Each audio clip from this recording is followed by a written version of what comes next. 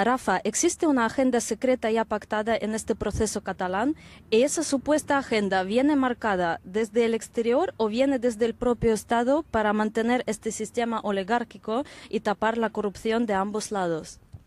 Bueno, lo que está sucediendo actualmente en España es algo muy parecido a lo que sucedió en los Balcanes, en Yugoslavia, en la década de los 90. De repente aparecen unos independentismos cuando hay un país como era Yugoslavia en el cual vivían, bueno, fraternalmente pueblos que históricamente están relacionados por su cultura y por su lengua. Y bueno, pues en este caso hay un plan,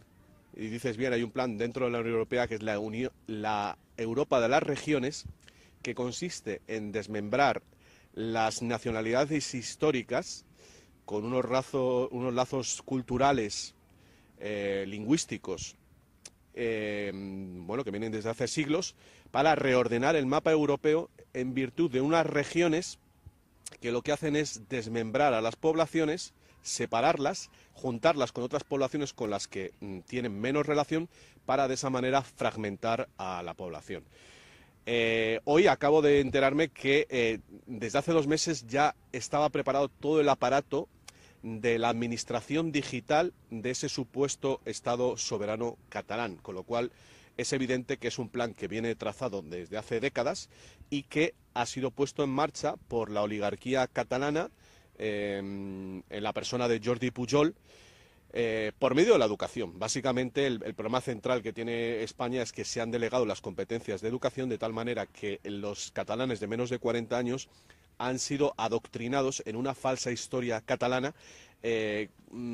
básicamente lo que dice es que no han sido parte del sentimiento fraterno español y, bueno, pues otra serie de barbaridades reconstruyendo la historia a su antojo, que hoy día, gracias a Internet, pues nos estamos enterando de cómo ha sido esa manipulación. Según enfocados que tú has publicado, Cataluña estaría ganando tiempo para reunir apoyos internacionales y dejar el Estado español contra las cuerdas. En esta lucha de fuerzas, ¿tiene más apoyos Cataluña que el Estado español, que es miembro de la OTAN y de la Unión Europea? Bueno, esa es una pregunta complicada, porque al pasar los días, las reacciones de algunos de los países más importantes de Europa han cambiado. Entre otras cosas porque si dieran alas a esa secesión catalana, podrían pasar cosas similares, por ejemplo, en Italia, donde la Liga Norte ya había hablado de independencia, por ejemplo, pues en Baviera, en Alemania, donde también hay un movimiento independentista. En fin, que el abrir la puerta a esa secesión catalana generaría una serie de guerras civiles en toda Europa. Dicho esto,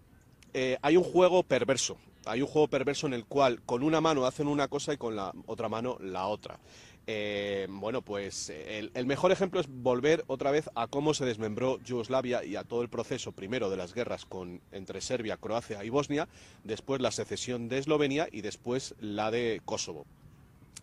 La esfera internacional es la que al final da crédito y da el sello de autenticidad, de legitimidad a esos procesos. España está jugando con la leyenda negra sobre España, que, bueno, pues ha tergiversado nuestra historia, de aquella gran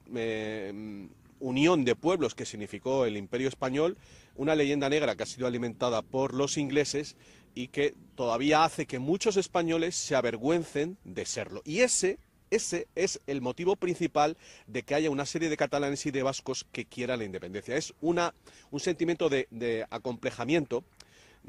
por ese trauma de la supuesta barbarie que significó la conquista de América, que no es tal. Hoy, cuando estamos grabando esta entrevista, es el día después de la Hispanidad y, bueno, en mi página y en mi grupo de Facebook, que están 20.000 personas a un lado y otro del Atlántico, porque el 40% de mis lectores son americanos, hispanoamericanos, bueno, pues se han producido unas grandes discusiones acerca del sentido que tuvo la conquista de América. Entonces, para mí realmente el gobierno español de Madrid tiene una gran responsabilidad por lo que ha sucedido y está sucediendo en Cataluña, porque no ha compensado la propaganda antiespañola histórica a través de su medio de comunicación, Radio Televisión Española, haciendo documentales para explicar las bondades de lo que fraternos que todavía a día de hoy nos unen. Entonces, como digo,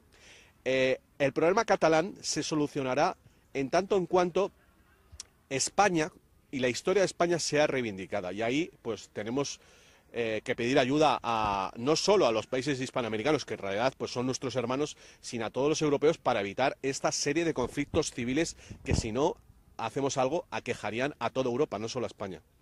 Has denunciado que el sionismo está detrás del independentismo catalán. ¿Cuál sería el objetivo de este apoyo? Bueno, esta es una pregunta muy complicada. Pero realmente estamos en el año 2017 y las posibilidades de que la entente, la alianza entre chiitas y ortodoxos, es decir, entre Irán, Rusia y las potencias que apoyan al chiismo, Irak y Líbano, Hezbollah sobre todo, bueno, puedan variar y están variando el curso de la guerra en Siria y en Irak, y lo próximo sería atacar, recuperar los Altos del Golán y quién sabe, se está hablando si recuperar el control de Israel y los territorios ocupados. Se habla mucho por Internet de lo que hará el pueblo judío en el caso de que esto se lleve a efecto. Y una de las posibilidades es un Estado judío en la Patagonia, entre Chile y Argentina, que se llama Plan Andinia, cosa que está, bueno, cada vez es más claro que no es una conspiranoia, es algo cierto. Otra es la colonización del Kurdistán, donde Israel tiene muchos lazos y ya se habla de 200.000 colonos, y otra de esas posibilidades podría ser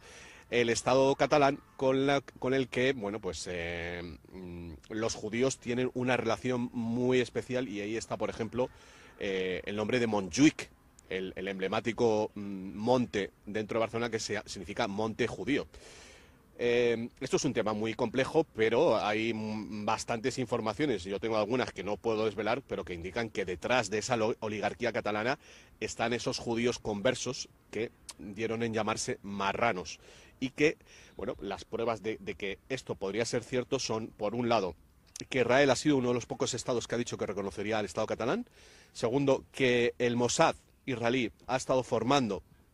a los servicios de inteligencia de este supuesto Estado catalán, y que incluso los Mossos d'Esquadra, la policía autonómica catalana, se han estado formando en Israel. O sea que tenemos varios elementos, por no decir, bueno, pues el lazo que la familia Rothschild tiene con el independentismo catalán, que es el señor Vilarrubí, testaferro de los Rothschild en España, mano derecha de Jordi Pujol, y a la sazón vicepresidente del Barça, hasta hace pocos días, en que ha dimitido, yo creo que porque ya se estaba haciendo muy evidente todas estas cosas. O sea que hay bastantes sospechas de que el Estado judío puede estar detrás de este movimiento en Cataluña. Parece que todo indicaba a un segundo Maidán en Barcelona. ¿Lo peor está por llegar o vamos a un consenso o un pacto? Madre mía. A ver, las cosas están cambiando mucho de día a día. Yo hace una semana te hubiera dicho que íbamos hacia un Maidán. Ahora, hoy es sábado 13 de octubre y ahora no sabemos lo que va a pasar el lunes. Digamos que los grupos que podrían dar lugar a esas revueltas, que son las CUP, que son anarcocomunistas, y el Òmnium Cultural y la Asamblea Nacional Catalana, están diciendo que van a llegar a las calles. Yo espero que no se llegue a ese punto, pero lo que sí creo es que se puede llegar a una situación parecida a la de Venezuela, en la cual se genere una batalla continua, digamos, a base de manifestaciones y algaradas, que lleve a una desestabilización de Cataluña, y que, como está pasando actualmente, pues conduzca a un crack económico de Cataluña, porque eso sí se puede decir que lo estamos viviendo ya. Son ya centenares de empresas grandes, medianas y pequeñas que se han marchado ya de Cataluña, o sea, por lo menos se están moviendo sus sedes centrales, y bueno, pues el turismo se está resintiendo, con lo cual, o sea, Cataluña está viviendo un auténtico desastre por culpa de unos dirigentes absolutamente descerebrados, dementes, y que están jugando con su propio pueblo, perversamente llevándolo al caos. ¿Qué relación existe entre los atentados de Barcelona y lo que estamos viviendo? ¿Es parte del mismo puzzle o son piezas diferentes? Pues ahí no me voy a no voy a posicionar. Creo que sería muy arriesgado poder decir algo, interpretarlo. Lo único que puedo decir es que resulta muy extraño ese atentado a pocos días antes de que comenzara todo este proceso final. ¿Quién ha podido sacar partido de ese atentado? Yo creo que es evidente que la calle se calentó en aquel momento con proclamas patrióticas catalanas y eso ha beneficiado a este proceso, pero tampoco puedo decir más, a pesar de que se supo que la CIA había avisado a las autoridades catalanas con semanas de antelación y, bueno, pues parece que esas informaciones no llegaron a quien tenían que llegar. Pero bueno, en este caso son sospechas y yo no puedo hacer una afirmación rotunda. ¿Tiene que prepararse España para unos años amargos con un posible conflicto armado o todo acabará cerrándose con más concesiones a Cataluña? Me temo que va a ser más bien lo segundo. Porque, claro, a la hora de ponerse a resolver esta crisis, para que ellos se vayan atrás, van a tener que decir a sus bases, a esa gente cuyos ánimos independentistas han inflamado, que han conseguido algo. Pero, claro, eso sería solo retrasar el problema, porque volvería a estallar dentro de unos pocos años. Entonces nos encontramos en un momento en el cual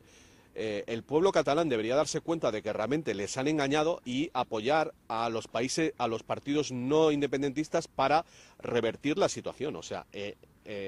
esta situación, lo que pasa es que es muy complicado, evidentemente, lo que estoy diciendo, pero solo se va a arreglar si la educación vuelva a estar a favor de la fraternidad entre los pueblos de la península ibérica y no a favor de crear cizaña, es decir, de emponzoñar las relaciones. Lo que pasa que a día de hoy, con la composición del Parlamento catalán y las fuerzas que tienen pues estos grupos independentistas y sobre todo los anarquistas, que son los que están moviendo, digamos, en el sentido revolucionario, va a ser muy complicado. O sea, nos esperan meses de mucha complicación. Lo que pasa es que yo tengo una buena noticia que dar, que es el proceso del reseteo del sistema monetario, en el cual Rusia tiene bastante que ver, y yo espero que en tanto en cuanto se solucione la crisis, porque realmente esto que está sucediendo no hubiera sucedido si no lleváramos 10 años en un estado de crisis, en lo cual Cataluña ha sido una de las regiones que más está sufriendo con la pérdida de su tejido industrial. Si nos recuperáramos de la crisis, mucha de esa gente, pongamos un 70% de la gente que se ha unido a esa causa, básicamente para huir hacia adelante y para encontrar una salida, esa gente abandonaría. Entonces, la solución no está, paradójicamente, dentro del gobierno español, sino en lo que suceda con el BRICS, con la vuelta del patrón oro y con las soluciones a nivel global a la crisis del sistema monetario. ¿Es Podemos un producto de ingeniería social auspiciada desde los poderes del Estado para apartar a las masas de las calles? Bueno, yo no diría que, no podría asegurar que ha sido el propio Estado. Sí algunos elementos dentro, no del Estado. Yo creo que ahora mismo, a día de hoy, ha habido elementos dentro del poder, podemos decir, el poder económico, a los cuales les ha interesado generar pues una fuerza política a favor de la desmembración de España,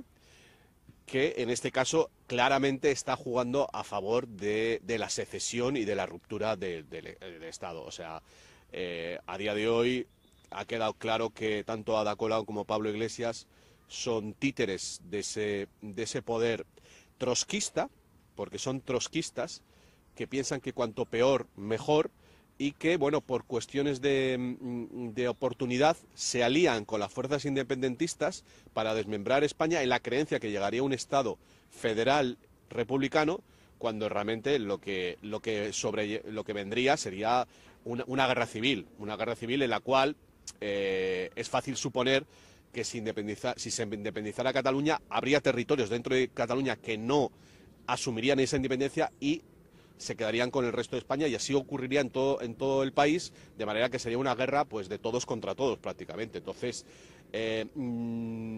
yo sé que ha habido elementos dentro del poder que ha apoyado, sobre todo Jaume Roures, el trotskista Jaume Roures, el advenimiento de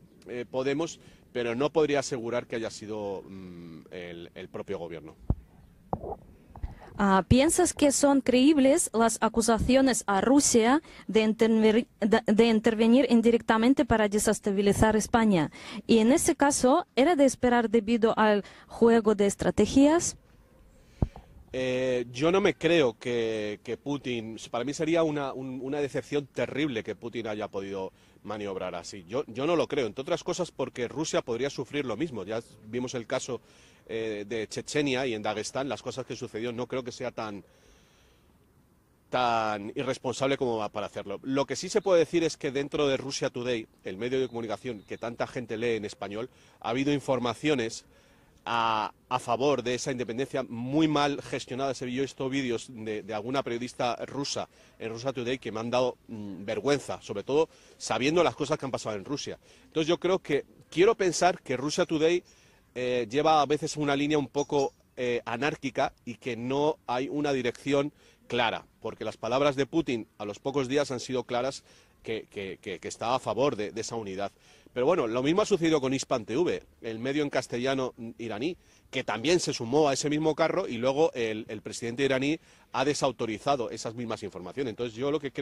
espero que realmente lo que sucede es que en esos medios de comunicación no se dan cuenta del poder sionista y de cómo se manipula la información y ellos mismos caen en la trampa, por cierto, que han sufrido tanto Rusia como Irán con las desinformaciones de los medios occidentales. Rafa, utilizas el término terrorismo digital para definir aquellas campañas lanzadas en las redes sociales en un determinado momento. ¿Por qué la izquierda radical se sitúa a la vanguardia en este campo? A ver, para responder a esa pregunta hay que darse cuenta de que en una democracia, de una sociedad de masas, la opinión pública es todo. Determinar si, por ejemplo, la opinión pública europea está a favor o en contra de la independencia catalana es darse cuenta de cómo lo que digan, lo que opina la gente en las redes va a acabar determinando las políticas de los países, ¿vale? Entonces, si hace 100 años, por ejemplo, los revolucionarios creaban sabotajes, atentados terroristas para, bueno, generar el caos y de esa manera condicionar las opiniones de los ciudadanos, hoy día eso mismo se hace en las redes para desautorizar, deslegitimar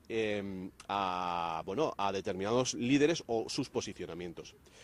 Hace pocos días, un periodista catalán llamado Miquel Jiménez, que escribe en Voz Populi, hablaba de un grupúsculo dentro de los independentistas catalanas que se llaman Els fills de puta, que en castellano quiere decir los hijos de puta. Y básicamente son 1000 personas que se dedican a hacer lo que se conoce en Internet como labores de trolls, es decir, inventarse noticias, generar memes a partir de fotografías falsas para condicionar a la opinión pública. Bueno, por lo visto esta gente desciende de trotskistas, o sea, son cuestiones que se adaptan a la era digital, pero que se han venido haciendo anteriormente de otras maneras. Entonces, bueno, la gente no es consciente de que hay gente que está pagada en las redes para desacreditar a personas que pueden ser influyentes y que pueden, digamos, variar la opinión pública. Eso existe, eso, por ejemplo, se ha demostrado que pasó en la campaña demócrata a la presidencia norteamericana entre Bernie Sanders y Hillary Clinton, que Hillary Clinton había pagado a gente, y eso, bueno, pues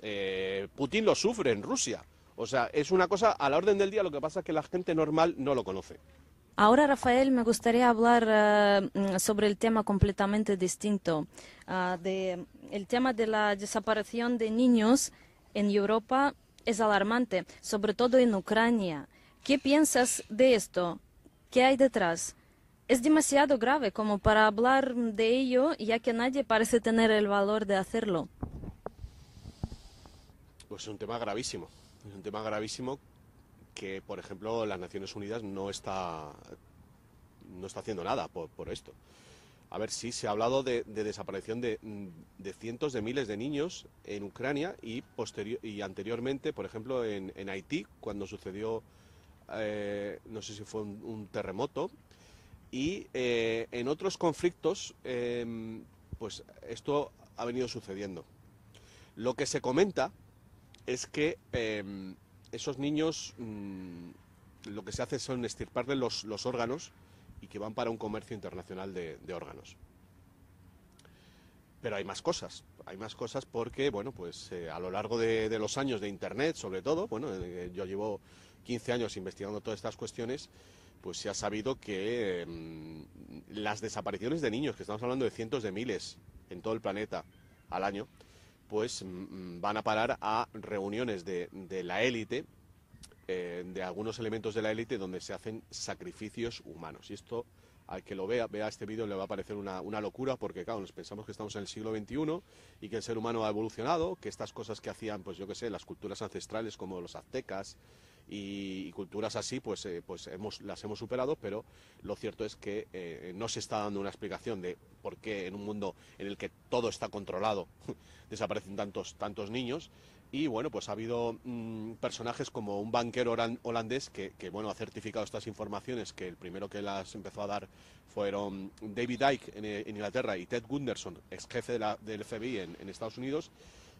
y que nos llevan pues a asuntos que se ha vivido en España, por ejemplo, el asunto del Bar España en Castellón, la desaparición de las niñas de Alcácer en Valencia en el año 92, y así podemos ir viendo cuestiones parecidas en Portugal, en un orfanato que se llama las Escuelas Pías. Nos encontramos el asunto de Marc Dutroux en Bélgica, nos encontramos cosas parecidas también en Francia, en Inglaterra, a consecuencia de los escándalos pederásticos en la BBC de Jimmy Savile, y bueno, podríamos seguir y seguir y seguir. Yo creo que una buena pista a seguir es lo que sucede en Hollywood, que en estos días también está apareciendo, bueno, pues las violaciones que se producen dentro del ámbito cinematográfico y, bueno, pues particularmente las denuncias sobre pederastia que han ocurrido en Hollywood en los últimos años, personificados por Corey Feldman y Corey Haim, y bueno, pues muchos niños prodigio de Hollywood, bueno, pues han denunciado estas prácticas. O sea que, bueno, estamos ante un asunto de calado internacional al que nadie se atreve a meterle mano. Y bueno, aquí, según mis informaciones,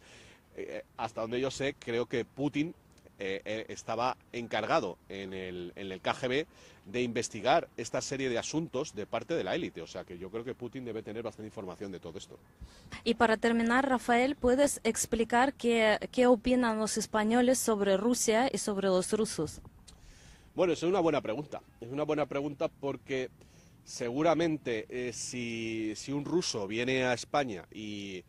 enciende la televisión, pensará que los españoles estamos en contra de Rusia, porque la mayor parte de las informaciones de los medios oficiales se nutren de las agencias internacionales que están dominadas por el sionismo y son contrarias a Rusia. Pero la realidad es diferente, porque la opinión pública hoy día ya no se genera solo a partir de Internet, y igual que sí es cierto que hay gente que piensa mal de Rusia y particularmente de Putin, somos muchos otros los que hemos variado la percepción de la opinión pública española acerca de Rusia y el benéfico papel que está ejerciendo ya dentro del BRICS y dentro de la alianza euroasiática, esta especie de unión económica que está surgiendo alrededor de China y Rusia, y lo que estamos esperando, que es la vuelta al patrón oro y la defenestración del petrodólar como divisa internacional. Entonces, bueno, hay una percepción de que España está en contra de Rusia, pero lo cierto es que mucha gente estamos a favor de Rusia, lo cual no quita para que también en determinados lugares de España, bueno, pues una cierta parte de lo que le llamamos la mafia rusa, pues sí que está generando sentimientos un poco de animadversión, ¿no? Podemos hablar, por ejemplo, en Ibiza, en zonas de la Costa del Sol incluso, y en Valencia. Pero bueno, de momento yo creo que se ve como beneficioso, en principio, las inversiones rusas, siempre y cuando, claro, no degeneren en algo, bueno, pues un poco más, digamos, una parte un poco más ligada a ese mundo oscuro de la droga o el tráfico de armas. Muchas gracias, Rafael. Ha sido un placer. Pues aquí estoy y la verdad es que dispuesto a hablar con los medios de comunicación rusos porque yo creo sinceramente que ahora mismo la Europa occidental está esperando que Rusia actúe y que nos ayude a liberarnos de la esclavitud del Banco Central Europeo. Yo soy particularmente de la opinión de que esta crisis que estamos padeciendo solo se va a solucionar si ese gran país que es Rusia, que conecta a Europa con Asia, absorbe a la Unión Europea y creamos otra unión euroasiática, que realmente es un mismo continente, en la cual, bueno, pues nos liberemos de este invento que es el petrodólar, que nos ha llevado al caos y, bueno, a estos problemas internos como el que está sufriendo España en estos momentos.